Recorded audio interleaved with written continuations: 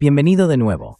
Hoy nos acompaña Trita Parsi, vicepresidente ejecutivo del Quincy Institute for Responsible Statecraft y autor galardonado. La revista Washingtonian lo ha incluido durante 5 años consecutivos entre las 25 voces más influyentes en política exterior en Washington, D.C. Así que no olvidéis seguir su Substack. Dejaré un enlace en la descripción. Muchísimas gracias por venir. Es un verdadero honor tenerte en el programa. Muchas gracias, Glenn. Es un placer. Bueno, quería preguntarte por la guerra en Irán, porque sé que sigues ese tema muy de cerca. Y supongo que un buen punto de partida sería, ¿qué probabilidad hay de que volvamos ahora a la guerra? Porque por lo que tengo entendido, no se resolvió ni se consiguió realmente nada en la reunión de Pekín entre Trump y Xi. Así que, ¿esto significa básicamente un regreso a la guerra?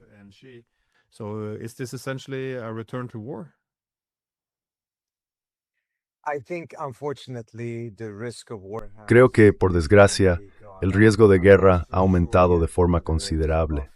No estoy del todo seguro de si ya supera el 50% o no. Aún queda un poco de tiempo para encontrar una salida. Y tampoco tengo claro si parte de esta retórica forma parte del espectáculo que Trump está montando para presionar a la otra parte y así forzar las decisiones. Pero si lo analizamos un poco, mencionabas la reunión de Pekín. Creo que efectivamente esa reunión aportó muy poco a la parte estadounidense en este asunto. Habrás notado que dieron mucha importancia al hecho de que los chinos dijeran que también les gustaría que el estrecho permaneciera abierto, lo cual es una declaración bastante genérica.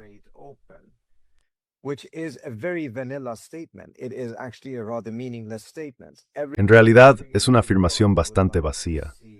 Todos los países del mundo querrían que el estrecho estuviera abierto. La cuestión es, ¿qué vas a hacer al respecto? Y además, ¿cuál es tu definición de abierto? La idea china de abierto no significa necesariamente que los iraníes no lo controlen, simplemente que el tráfico fluya. Los propios chinos han llegado a un acuerdo con los iraníes para poder sacar sus barcos. Así que desde su punto de vista, está abierto. Pero desde el punto de vista de Estados Unidos, lo que se busca no es necesariamente acabar con el mecanismo que Irán está estableciendo, sino más bien regionalizarlo. Por eso sus definiciones de abierto son muy diferentes.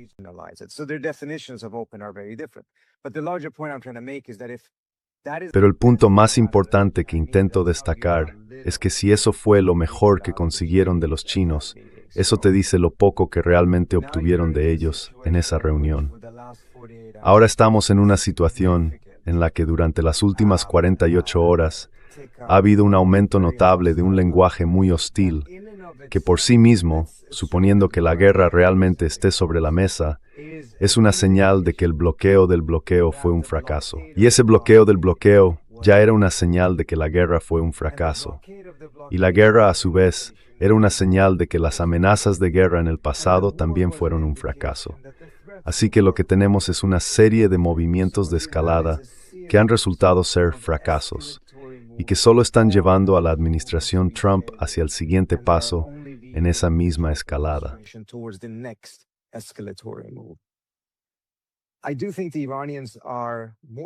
Creo que los iraníes más o menos dan por hecho que va a producirse un ataque, porque, aunque en las negociaciones se han acercado en varios temas, todavía están muy lejos en un par de cuestiones clave. Y Trump ha mostrado muy poca flexibilidad. Parece muy firme en ciertas cosas, en las que quiere conseguir el máximo de sus exigencias. Ahora bien, los iraníes están bastante preparados para esa guerra. Por las conversaciones que he tenido con ellos, están dispuestos a entrar en detalles sobre lo que planean hacer si hay una escalada, y sobre por qué la segunda fase de esa guerra sería, en algunos aspectos, bastante diferente de la primera.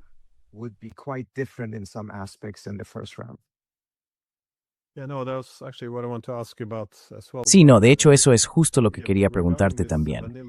Pero sobre esa declaración tan genérica, como decías, de los chinos, me pareció bastante interesante, porque lo de estrecho abierto puede significar muchas cosas o no significar nada. Como decías, la idea de que eso indique apoyo a la actividad militar de Estados Unidos, yo diría que más bien al contrario, no. Porque aunque Estados Unidos lograra derrotar a Irán, destruirlo o conquistarlo, dividirlo, o lo que sea que consideren una victoria, eso no implicaría automáticamente un acceso abierto. Quiero decir, no hay acceso abierto a Venezuela o a Cuba. Así que la idea de que esa declaración sea una muestra de apoyo a Estados Unidos, creo que una vez más, la gente interpreta en ella lo que quiere ver. Sí. Y parece un poco lo mismo con las armas nucleares, ¿no? Porque China dijo que Irán no debería tener armas nucleares, pero eso es justo lo que dice Irán también. Así que no suena precisamente a una declaración contra Irán. Exacto.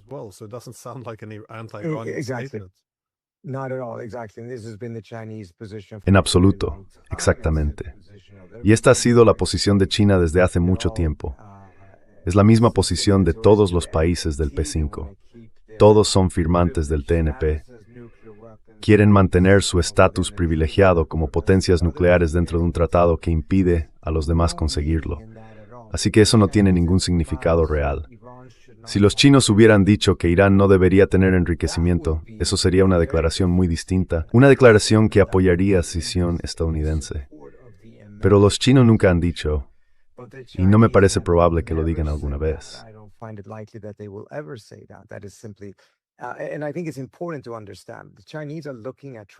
Y creo que es importante entender que los chinos están observando a Trump y sus decisiones, y se dan cuenta de que al menos uno de los elementos en el cálculo de Trump era que quería llegar a la reunión de Pekín habiendo tomado el control del petróleo de Venezuela y ahora también del de Irán.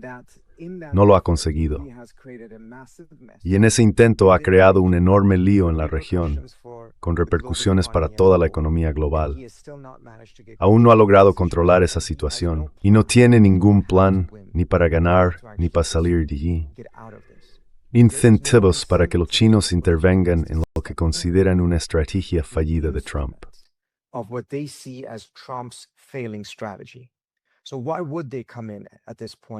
Entonces, ¿por qué iban a intervenir ahora para apoyar a Estados Unidos? No tiene ningún sentido para ellos. Ahora bien, si Estados Unidos hubiera presentado una propuesta razonable, basada en un compromiso real que los chinos consideraran viable, y pensaran que los iraníes deberían aceptarla para salir de esta situación, porque a China le interesa la estabilidad, claro está. En ese caso, sí puedo imaginar a los chinos entrando en juego y empujando a los iraníes hacia un acuerdo. Pero no lo van a hacer si la propuesta que hay sobre la mesa no tiene recorrido, y con ello se convierten en parte de una estrategia estadounidense que ya ha fracasado.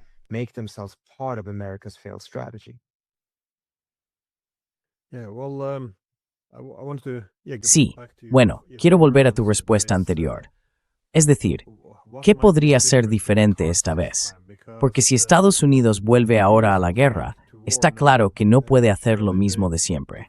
Trump parecía bastante desesperado por conseguir el alto el fuego la última vez. Ya sabes, dijo que los iraníes le habían suplicado, pero teniendo en cuenta que Estados Unidos aceptó el plan iraní de 10 puntos como punto de partida para las negociaciones, suena más creíble la versión de Teherán, que fueron los estadounidenses los que estaban desesperados por lograrlo. Pero, ¿qué crees que planea hacer cada parte de forma diferente esta vez?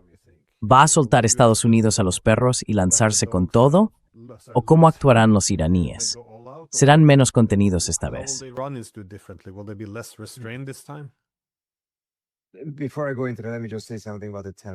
Antes de entrar en eso, déjame decir algo sobre el plan de 10 puntos.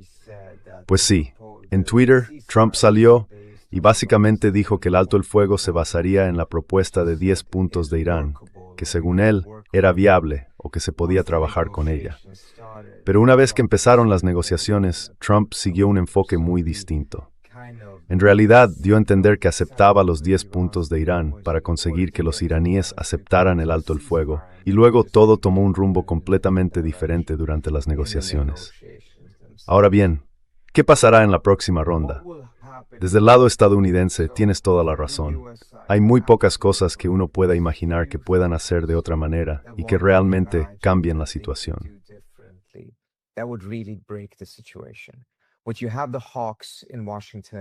Lo que los halcones de Washington y de Israel están presionando para hacer es atacar las redes eléctricas y las instalaciones petroleras de Irán e intentar destruir por completo el Estado. Saben que los asesinatos de dirigentes, aunque son muchos, 135, no han provocado el colapso ni la implosión del régimen, y es poco probable que lo hagan.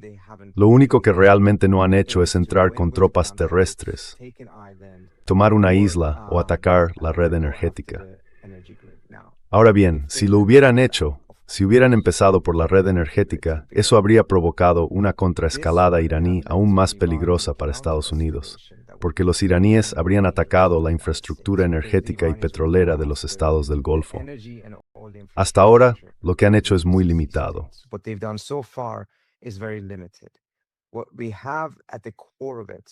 En el fondo de la crisis del petróleo que vivimos ahora, hay un problema de cuello de botella. Hay enormes cantidades de petróleo esperando en petroleros en el Golfo Pérsico, sin poder salir. Y todavía se puede seguir extrayendo petróleo porque las instalaciones no están destruidas. Pero si Estados Unidos atacara la red eléctrica y las instalaciones petroleras de Irán, y los iraníes respondieran atacando las instalaciones petroleras del Consejo de Cooperación del Golfo, entonces sí tendríamos un problema de producción. Eso significaría que los precios del petróleo se dispararían por encima de los $180-200 y se mantendrían altos durante mucho tiempo, porque ya no sería solo un problema de cuello de botella, sino de producción. Y eso haría que la economía mundial entrara en recesión. Quizá incluso en una depresión. Sería sencillamente devastador. Y esa es parte de la razón por la que Trump seguía amenazando con hacerlo, pero nunca lo hizo. Pero para gente completamente fuera de sí, como Lindsey Graham, auténticos belicistas, ya sabes, no sé si existen adjetivos suficientes para describirlos. Están presionando para que esto ocurra, están dispuestos a arriesgarlo todo, toda la economía mundial, sabiendo perfectamente, por supuesto, que con ello van a destruir la presidencia de Trump. Pero aún así, siguen insistiendo.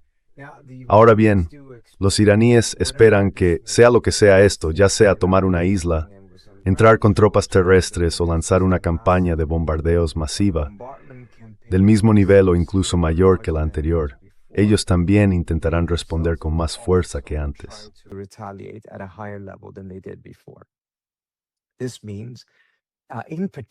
Esto significa, en concreto, que van a ir a por Emiratos Árabes Unidos por el papel que ha tenido durante la guerra, tanto por haber presionado a Trump para reanudarla, como por su relación cada vez más abierta y su alianza estratégica con Israel.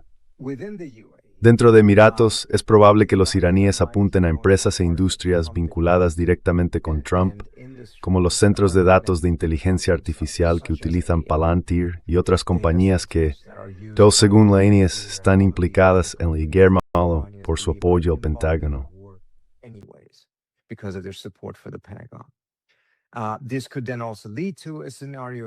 Esto podría llevar también a un escenario en el que la inversión de Emiratos Árabes Unidos como centro de inteligencia artificial acabe destruida. Y eso, aunque no es mi campo de especialización, tendría alguna implicación en la rivalidad entre Estados Unidos y China en materia de inteligencia artificial. Pero además, significaría que, en realidad, están yendo deliberadamente contra cosas que tienen valor para los negocios de Trump, por la percepción de que a él no le importa demasiado que se vean comprometidos los intereses de Estados Unidos. Sin embargo, si lo que se ve comprometido son sus intereses empresariales, los de su propio imperio económico, eso le resultará mucho más doloroso. Y están buscando objetivos que impongan ese tipo de coste. Más allá de eso, parece que esta vez van a cerrar el estrecho del Golfo de Adén, en el Mar Rojo.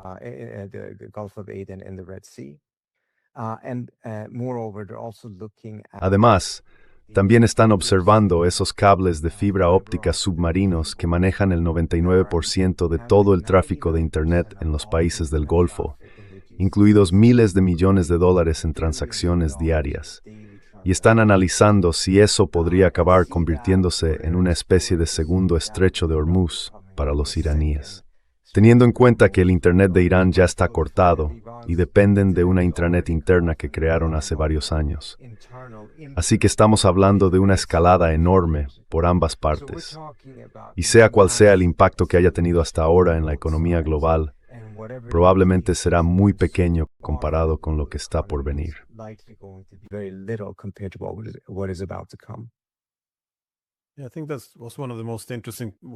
Creo que esa fue una de las partes más interesantes de la guerra. Cómo Irán estaba en esencia reflejando la escalada, cómo estaban dispuestos y también capacitados para subir un peldaño más. Pero eso también implica, como decías, que si Estados Unidos decide destruir su infraestructura energética, ya no habría ningún motivo para que los iraníes se contuvieran. Así que sí, he oído muchas señales en ese sentido, desde cerrar el Mar Rojo hasta destruir prácticamente algunos estados del Golfo, no solo las instalaciones energéticas, sino también las plantas desalinizadoras. Podrían cortar su conexión a Internet. Y con los comentarios de que Irak podría tener un papel más importante, por ejemplo, apoderarse de Kuwait o simplemente expulsar a las tropas occidentales que aún quedan. ¿Ves eso como un escenario probable?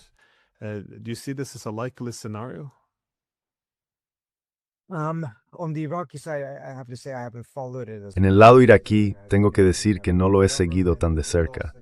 Y como sabes, tenemos un nuevo gobierno. Pero también han salido a la luz unas revelaciones muy embarazosas sobre cómo los israelíes establecieron una y posiblemente dos bases aéreas en Irak bajo la supervisión de Estados Unidos, con Washington presionando a los iraquíes para que lo aceptaran. Aunque según el artículo del New York Times, los iraquíes no entendían que se trataba de bases israelíes.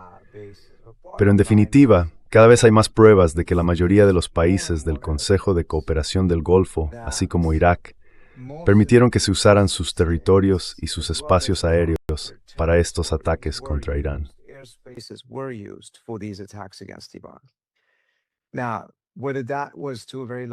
Ahora bien, si eso fue en gran medida algo que hicieron voluntariamente, si fue algo que se hizo sin que ellos lo supieran del todo, o si simplemente fueron obligados a hacerlo.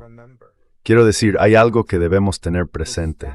Desde el punto de vista de alguien como John Bolton, esto es una prueba de que la guerra de Irak fue un éxito, porque nunca tuvo que ver con la democracia, ni por supuesto con los derechos humanos. Se trataba de eliminar a Irak como actor geopolítico en el tablero y convertirlo en un estado tan débil que Estados Unidos pudiera obligarlo a aceptar todo tipo de cosas, como abrir dos bases para que los israelíes las usaran en ataques contra Irán.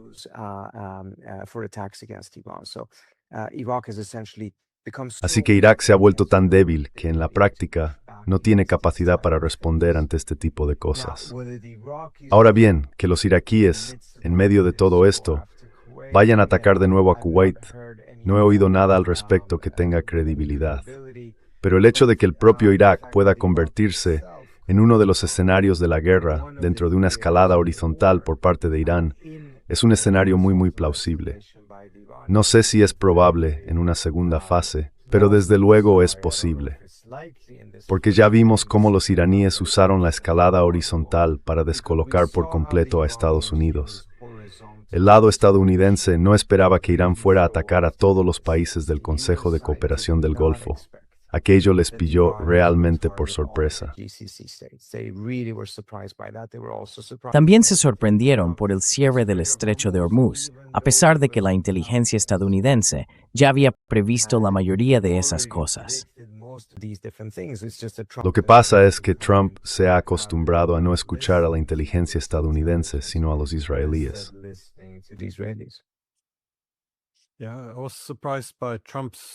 Sí, la verdad es que me sorprendió lo sorprendido que estaba Trump, porque en las semanas previas a la guerra, yo había entrevistado varias veces en mi podcast al profesor Marandi, que también tiene bastante influencia en los medios. Y él siempre repetía lo mismo: sí, o cuando Estados Unidos ataque, el primer día cerraremos el estrecho de Hormuz y atacaremos todas sus bases. Al menos eso debería haberse tenido en cuenta, porque parecía bastante lógico que no iban a dejar que el adversario dictara las condiciones de cómo debía librarse esa guerra.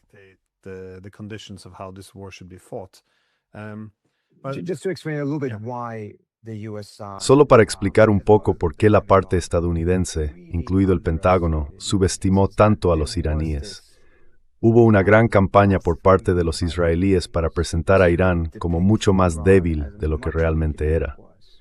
Los israelíes entendieron que, si querían convencer a Trump de ir a la guerra, algo a lo que él normalmente no estaría dispuesto, porque no suele asumir grandes riesgos en política exterior, la única forma de hacerlo era haciéndole creer que sería fácil.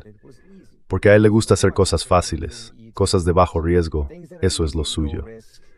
Así que se esforzaron mucho en mostrar a los iraníes como muy débiles, incapaces de actuar, con miedo a enfrentarse directamente a Estados Unidos. Y además el propio comportamiento de Irán había reforzado esa impresión.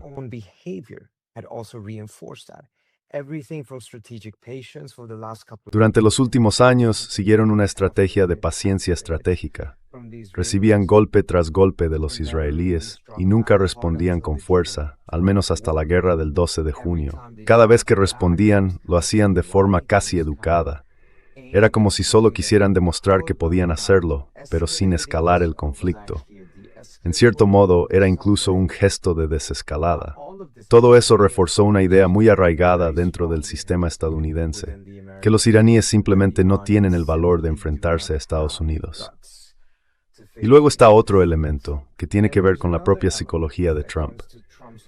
En mi opinión, uno de los mayores errores que cometieron los iraníes antes de todo esto fue negarse a hablar directamente con él. Hubo muchas oportunidades en las que podrían haber entablado un diálogo directo con Trump.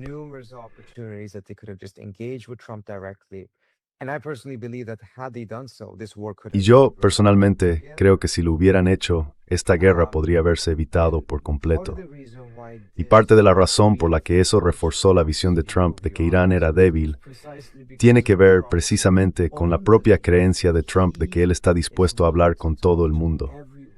Él se veía llegando a la presidencia y decía, hablaré con cualquiera, hablaré con Kim Jong-un, hablaré con el fundador de Al-Qaeda en Siria, lo invitaré a la Casa Blanca y, ya sabes, hago todo esto porque soy fuerte, estoy dispuesto a hablar con todos. Y esto supone un cambio muy importante en la cultura política estadounidense, porque durante años la idea de hablar con distintos líderes era un tabú. Trump es una de las razones principales por las que gran parte de eso se ha roto. También se rompió en cierta medida durante la administración Obama. Pero en el mundo de Trump él puede hacerlo porque se considera fuerte.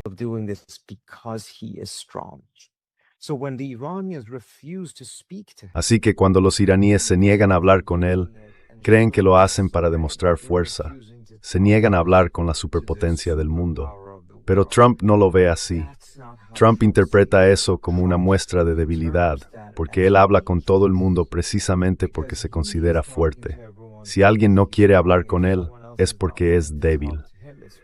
De modo que la propia conducta de Irán también reforzó la visión estadounidense de que Irán es débil, que es incapaz, que nunca se atreverá a escalar el conflicto de esa manera horizontal. De hecho, ni siquiera se atreve a tener una confrontación directa con Estados Unidos. Esa es parte de la razón por la que Trump pensaba que esta guerra no iba a durar más de 4 días. Por supuesto, se equivocó por completo. Pero creo que es importante entender que parte del comportamiento de Irán contribuyó a reforzar esa idea en la mente de Trump.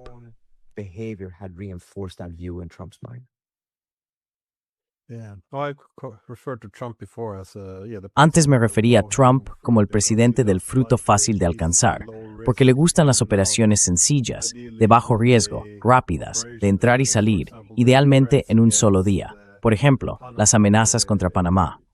Luego se dieron y él consiguió algo sin dar nada a cambio. Fue un logro de un solo día. Lo mismo con Venezuela, entrar, salir y tener algún trofeo que mostrar. Y si algo sale mal, como en Yemen, yo pensaba que su punto fuerte era que Thiabu simplemente decir, bueno vaya, eso no funcionó, y aún así declarar la victoria y volver a casa.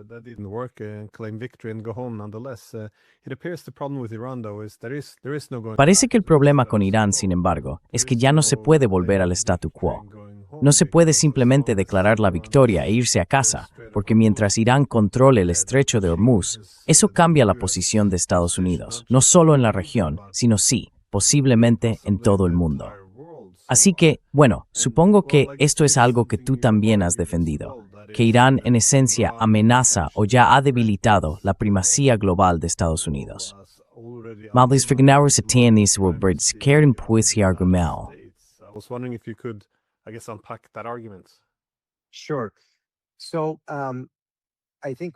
Claro, creo que cuando observamos algunos de esos acontecimientos importantes en el mundo que nos han ido acercando, poco a poco, a una multipolaridad más aceptada e interiorizada, muchas veces vemos el impacto y el error estratégico de la guerra de Irak como un punto de inflexión clave.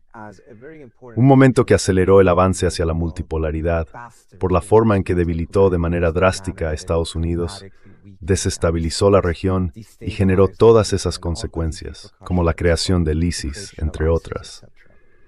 Pero si miramos esa guerra y lo que Estados Unidos ha hecho después en Irán, me parece muy llamativo que aún así, en la guerra de Irak, Estados Unidos tuvo un éxito militar enorme.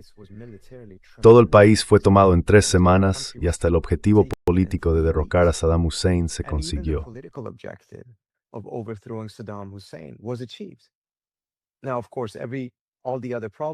Claro, todos los demás problemas llegaron después, porque Estados Unidos no pudo estabilizar el país, no pudo controlar la insurgencia.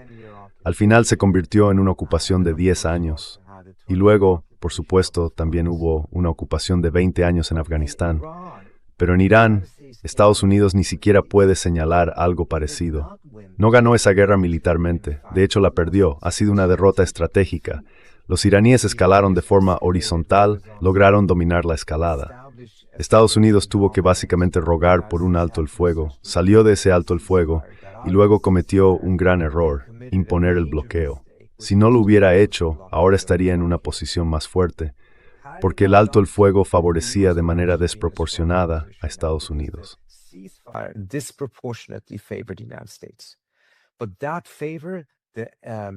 Pero ese favor, esa bajada de los precios del petróleo que le dio a Trump un respiro, se borró por completo con su propio bloqueo del bloqueo. Y ahora vemos que tenemos precios del petróleo más altos durante el alto el fuego que durante la guerra. Además, el rendimiento a 10 años está en torno al 4,6%. Así que los mercados de bonos también están en muy mala situación. Todo esto ocurre durante el alto el fuego, porque aún así él escaló el conflicto y lo convirtió en una guerra muy tensa. Si no lo hubiera hecho, estaría en una buena posición, porque ya había logrado lo que más quería, salir de esa guerra. Mientras tanto, los iraníes todavía no habían conseguido su objetivo principal, que era el levantamiento de las sanciones. Pero, aún así, en el caso de Irán, tenemos una situación en la que Estados Unidos perdió la guerra en el plano militar.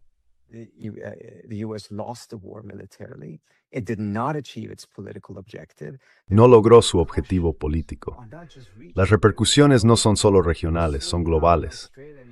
Estamos viendo cómo en Australia hay escasez de combustible, cómo hay una crisis energética en la India, en Pakistán, en Bangladesh, en Filipinas, cómo países como Corea del Sur y Japón están ahora en una situación muy difícil, porque gran parte de su energía proviene del Golfo Pérsico, y en este momento no están recibiendo petróleo. Así que las repercusiones económicas globales son también mucho mayores. Pero además él señala otra cosa. Si Estados Unidos no puede establecer una posición de dominio en la escalada en el Golfo Pérsico, y no puede realmente imponer su dominio militar allí, porque sí, técnicamente podría abrir el estrecho de Hormuz, no está dispuesto a pagar el precio que eso implicaría.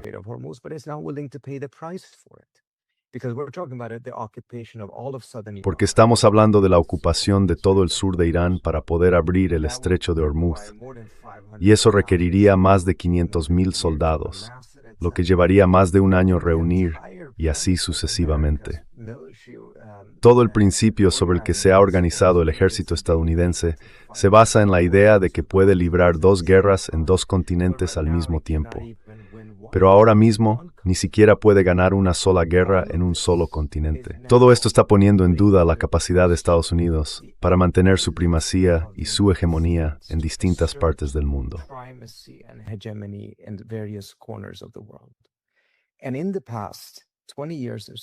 Y en los últimos 20 años, más o menos, hemos visto cómo la opinión pública estadounidense se ha vuelto en contra de la primacía de Estados Unidos, y en gran medida. Hay una presión creciente de la ciudadanía contra esas guerras interminables, y ya no existe una creencia firme de que la hegemonía global garantice la seguridad del país. Simplemente ya no resulta viable en términos de coste. Pero ahora también puede darse otro escenario, que sean los propios estados que antes defendían esa primacía global, los que se beneficiaban del paraguas de seguridad estadounidense, quienes empiecen a cuestionarlo. Porque ese paraguas de seguridad ha demostrado ser ni fiable ni eficaz.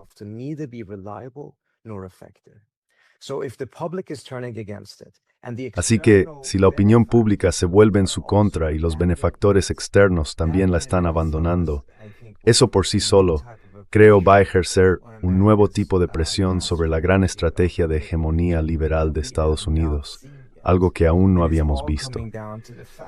Y todo se reduce al hecho de que si no puedes ganar esa guerra militarmente contra Irán, entonces de verdad, ¿cuál es la base de la primacía estadounidense? ¿Cómo va a poder Estados Unidos actuar en el mar de la China Meridional frente a China en caso de una invasión de Taiwán o lo que sea? En definitiva, todo esto está generando muchísimas dudas sobre la capacidad de Estados Unidos para mantener su primacía.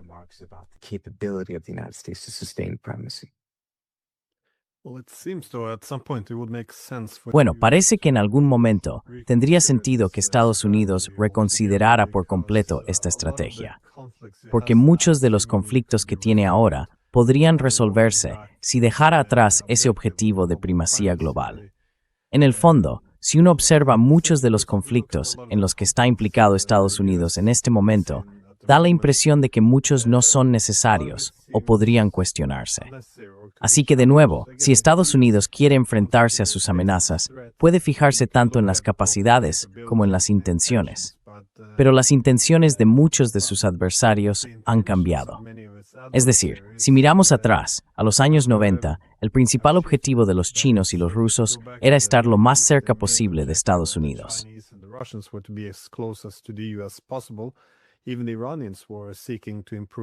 Incluso los iraníes estaban buscando mejorar las relaciones.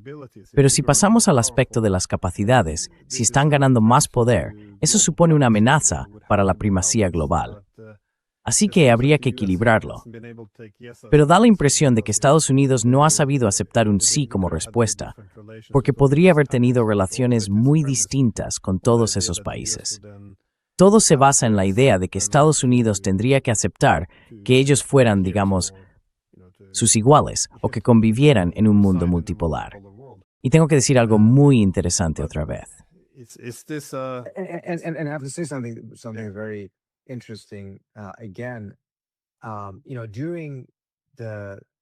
Sabes, durante la administración de Biden no se podía hablar de multipolaridad en Washington.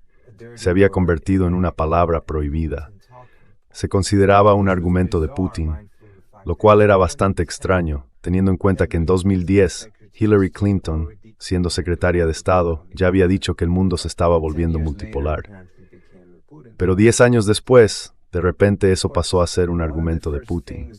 Y una de las primeras cosas que dijo el secretario de Estado Marco Rubio cuando asumió el cargo, en febrero del año pasado, fue que no solo reconocía que el mundo es multipolar, sino que además afirmó que la unipolaridad fue una aberración, un accidente histórico. Y eso es una declaración muy importante si de verdad refleja lo que piensa la administración. Porque para empezar, si se considera una aberración, es implantar en tourist unipolaridad, no retorno opforn. Porque es no urgentar.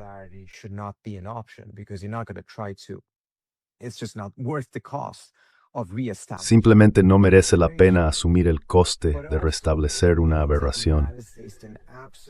Pero además, eso significa que Estados Unidos tiene que tomarse en serio la necesidad de adaptarse a esa multipolaridad y analizar qué es lo que debe hacer, cómo debe comportarse, porque su conducta tiene que cambiar.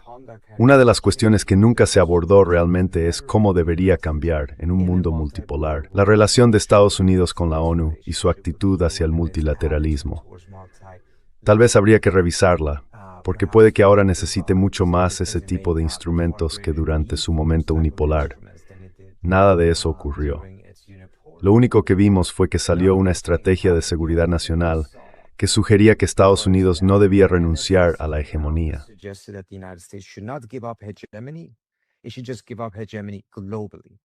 Debería simplemente renunciar a la hegemonía global.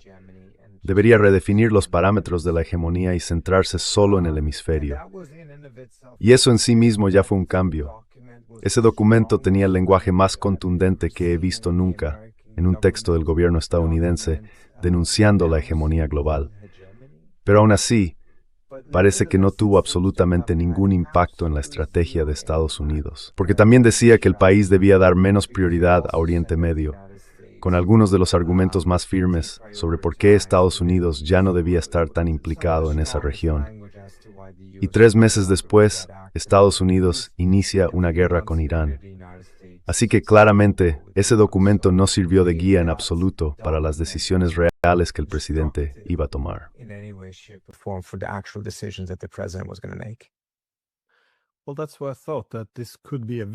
Bueno, por eso pensé que esto podría ser una victoria si vuelven a ese documento. Porque la Estrategia de Seguridad Nacional de diciembre de 2025 básicamente situaba al hemisferio occidental y al este de Asia como las prioridades. Y eso implicaba, en la práctica, que tendrían que dar menos importancia a Europa y a Oriente Medio. Ahora me pregunto si Estados Unidos llegaría, más o menos, a un acuerdo en el que Irán mantuviera el control del estrecho de Hormuz, reconociendo que es un actor regional importante. En ese caso, Estados Unidos puede hacer muchas cosas.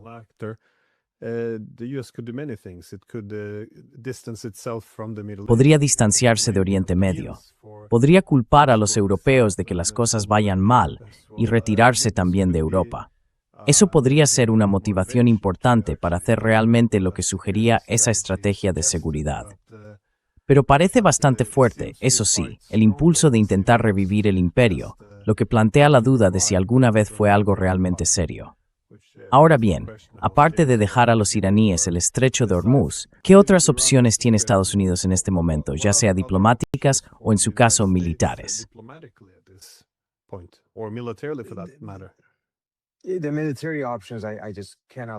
Las opciones militares, sinceramente no veo que haya ninguna buena. De nuevo, Estados Unidos podría intentar tomar 1 o 2 islas, pero eso tendría un coste enorme. No porque sea difícil para Estados Unidos tomar las islas en sí, sino porque al final defenderlas le saldría carísimo. Porque de repente habría muchos soldados estadounidenses en esas islas, y esas islas no se mueven. Los iraníes podrían lanzar misiles y drones sin parar sobre ellas y causar muchas bajas estadounidenses, algo que hasta ahora no han podido hacer a gran escala, precisamente porque la mayoría de las bases de Estados Unidos se vaciaron.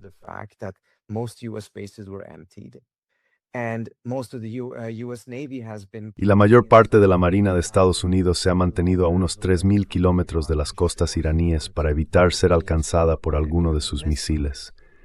Todo eso cambiaría. Así que aunque tomes una isla, vas a perder a muchos soldados estadounidenses, y al final tendrás que abandonar esa isla sin haber conseguido nada. Por eso, una vez más, Estados Unidos nunca hizo esas cosas, a pesar de las amenazas y de que Trump parece haberlas considerado seriamente. Y, de nuevo, pretendemos abrir la estrategia militar, no tratar de limpiar las minas y tomar 1 y 2 islas.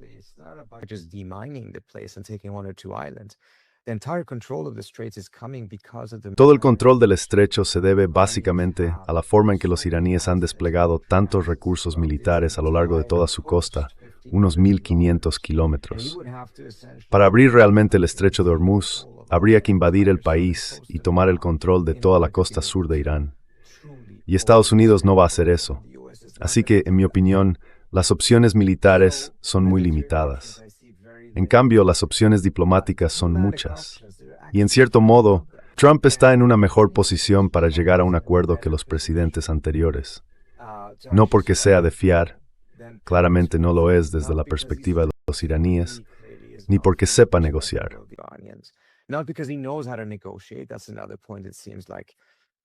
Ese es otro punto.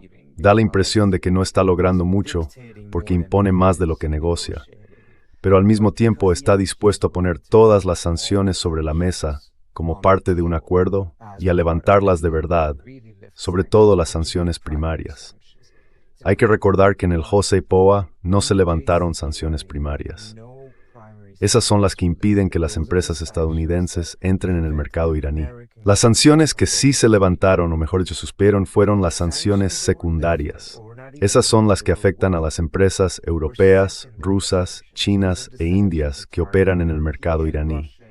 Y eso también fue una de las razones por las que a Trump le resultó fácil retirarse del JCPOA después.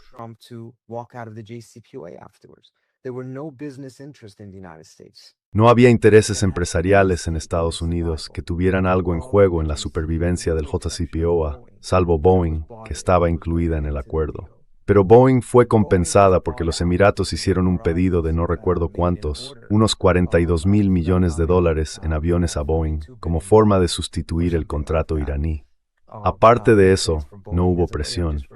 No había un coste real por retirarse del JCPOA. Si Trump pone sobre la mesa las sanciones primarias, o si hay un acuerdo en el que eso forme parte, lo primero que hay que entender es que las sanciones primarias a Irán se aplican principalmente mediante órdenes ejecutivas, lo que significa que Trump puede levantarlas por sí mismo.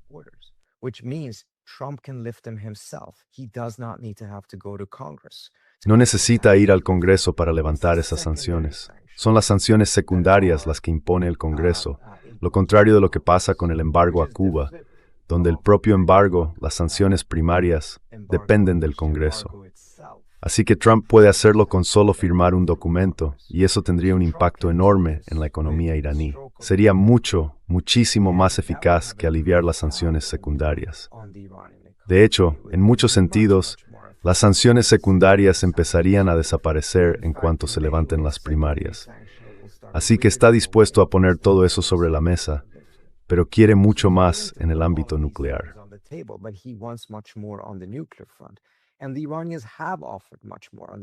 Y los iraníes han ofrecido mucho más en el ámbito nuclear. El hecho de que ahora estén dispuestos a, no lo llaman una moratoria, eso es lenguaje estadounidense, no enriquecer nada durante 12 años, supone un cambio notable en la posición iraní. No habían aceptado algo así desde 2005, ni siquiera una semana de detener realmente el enriquecimiento. Y parte de la razón tiene que ver precisamente con lo que ocurrió entre 2003 y 2005. En 2003, el grupo E3 negoció con Irán. Estaban aterrados de que George W. Bush fuera a iniciar una guerra con Irán, y sabían que mientras Irán siguiera enriqueciendo, ese riesgo existía. Lograron que los iraníes aceptaran suspender voluntariamente el enriquecimiento.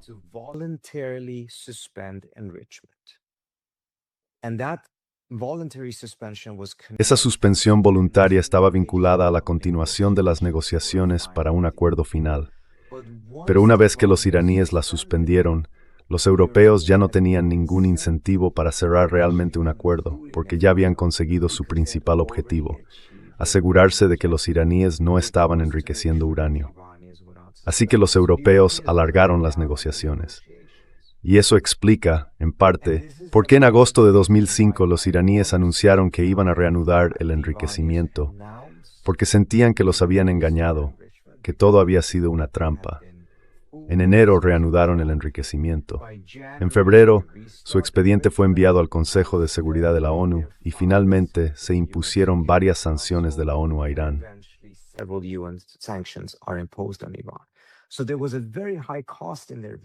Así que, desde su punto de vista, aceptar esa suspensión tenía un coste muy alto, porque una vez que rompías la suspensión, el castigo era muy severo quizá incluso más duro que si nunca hubiera suspendido el enriquecimiento. Esa es parte de la razón por la que han sido tan firmes en no aceptar algo así en negociaciones anteriores. Pero ahora han aceptado, al menos en su última propuesta, una moratoria de 12 años. La forma en que lo están planteando es muy distinta. Puedo entrar en los detalles de eso, pero es una concesión importante por parte de Irán y todo apunta a poder llegar a un acuerdo.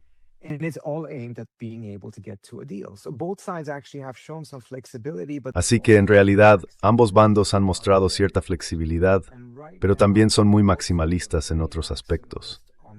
Y ahora mismo los dos son muy maximalistas en lo que respecta al arsenal iraní enriquecido al 60%. Mientras eso siga así, las negociaciones están completamente estancadas por ese tema, y ni siquiera se percibe el más mínimo indicio de un posible regreso a la guerra.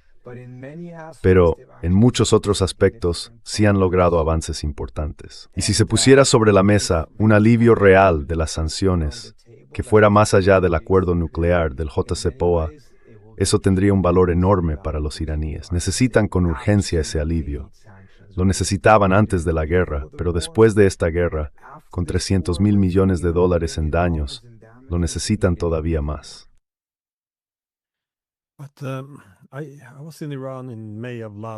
Estuve en Irán en mayo del año pasado, antes del bombardeo, y también visité una de las instalaciones nucleares allí. Y ellos insistían en algo, no recuerdo exactamente con quién hablábamos, pero esa persona decía que el acuerdo nuclear incluía inspecciones muy intrusivas por parte de la OIEA, y que en el fondo no se fiaban de ellos porque, según afirmaban, estaban entregando información a los israelíes y a los estadounidenses. Y por lo visto, todo eso resultó ser cierto.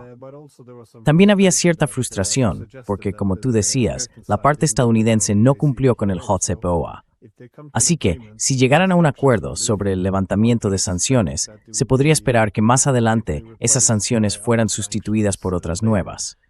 En cambio, si logran mantener el control del estrecho de Hormuz, podrían conseguir por la fuerza buena parte de lo que quieren. Pero claro, las sanciones son muy importantes.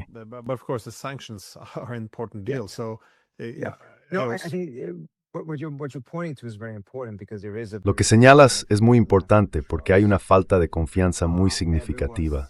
Todo el mundo ha visto lo fácil que le resulta a Estados Unidos imponer más sanciones. Quiero decir, esto es lo que el Congreso hace mejor que nada. Y hay una preocupación muy legítima de que una vez que se levanten esas sanciones, simplemente sean sustituidas por otras nuevas más adelante. Pero creo que también es importante entender el control del estrecho de Hormuz. No creo que los iraníes vayan a renunciar a eso en absoluto. La cuestión será qué tipo de acuerdo se alcance y hasta qué punto será algo regional.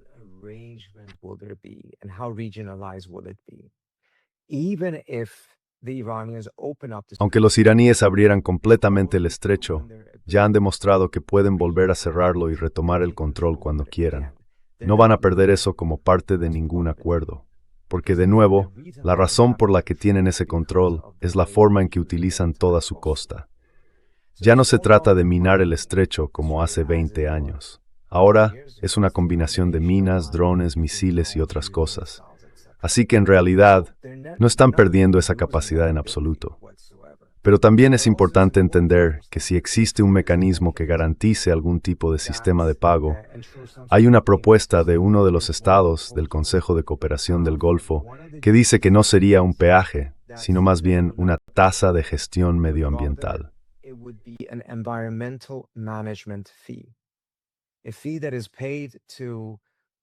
Una tasa que se paga a los países que forman parte del mecanismo por la cantidad de recursos que tienen que destinar a gestionar el entorno del Golfo Pérsico y el Estrecho de Hormuz, teniendo en cuenta el tráfico absurdo de petroleros viejos que lo cruzan constantemente.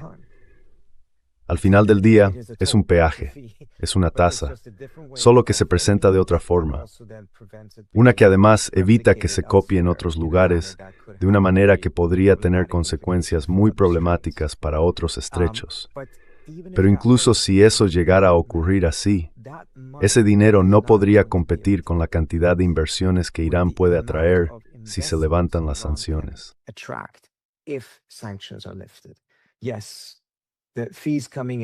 Sí, las tasas que llegan desde el estrecho de Hormuz pueden no ser insignificantes. Podrían estar en miles de millones de dólares.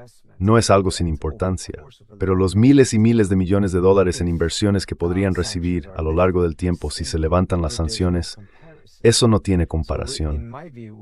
Así que, en mi opinión, sería un error bastante grave por parte de los iraníes haber conseguido tantas ventajas a través de esta guerra, y luego no aprovecharlas asegurando un nuevo orden en la región, un orden sin contestación, en el que su posición sea aceptada y además se levanten por completo las sanciones. Esa sería, en mi opinión, la verdadera victoria, poder transformar esa victoria militar en una nueva paz que les resulte beneficiosa.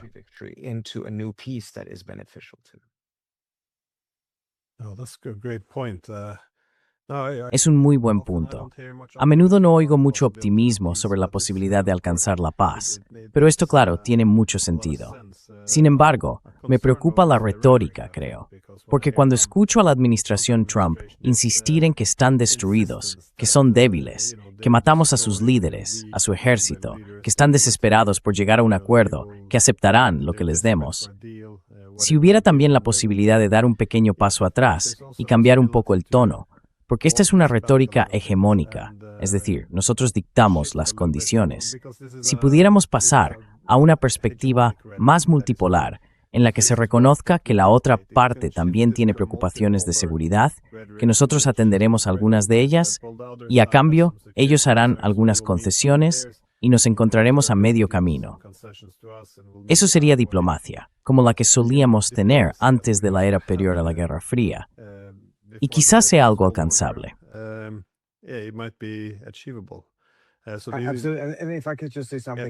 Y si me permites decir algo sobre eso, quiero decir, parte de la retórica que usa Trump es totalmente contraproducente. Ha habido momentos clave en la guerra en los que se estaban logrando avances importantes entre bastidores, y entonces él publica un tuit y lo echa todo a perder. Así que creo que, en muchos sentidos, su cuenta en redes sociales ha sido su peor enemigo durante esta guerra. Y su falta de disciplina o de control también ha sido observada desde el lado iraní. Ellos ven su incapacidad para controlarse en las redes, sobre todo con esos tweets furiosos que publica a las 4 de la madrugada.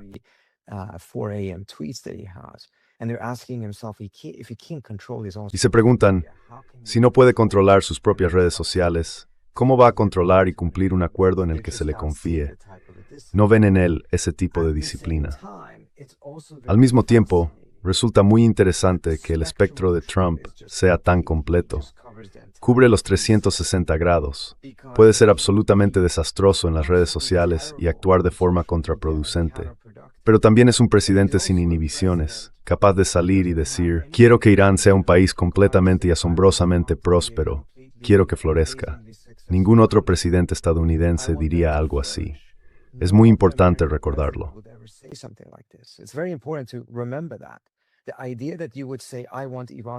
La idea de decir algo como quiero que Irán tenga éxito era un completo tabú político. Incluso si querías llegar a un acuerdo, incluso si buscabas un acuerdo en el que todos ganaran, jamás dirías algo así, porque parecería demasiado costoso políticamente en Estados Unidos. Trump, en cambio, no parece entender el concepto de coste político y simplemente dice esas cosas. Así que es alguien que en realidad podría girar hacia una narrativa o una retórica de tipo ganar-ganar, y eso podría abrir el camino para avanzar. Pero cuando empieza a perder, es cuando se le ve volverse lo más ganar-perder posible, lo más de suma cero posible, lo cual, en mi opinión, acaba siendo contraproducente para sus propios objetivos.